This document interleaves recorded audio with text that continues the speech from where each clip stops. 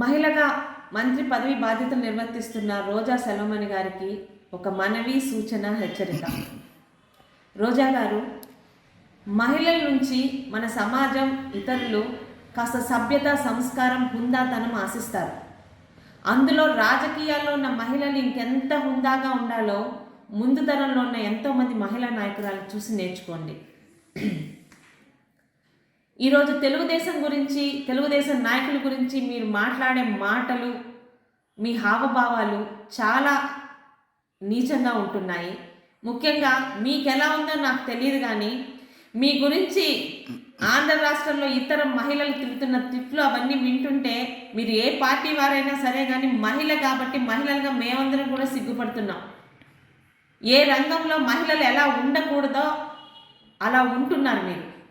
ఈరోజు 175 నియోజకవర్గాల్లో తెలుగుదేశం పార్టీ అభ్యర్థుల గురించి నోరు పారేసుకుంటున్నారు. దయచేసి ఒక్కటి ముందు గమనించుకోండి.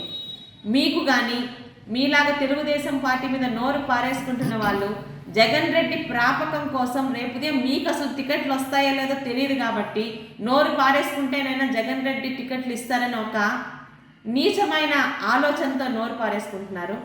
ఎప్పుడు ఎన్నికలు వచ్చినా 175 నియోజకవర్గాల్లో గెలుపుని సాధించే అభ్యర్థులతో రెడీగా ఉన్నది తెలుగుదేశం పార్టీ.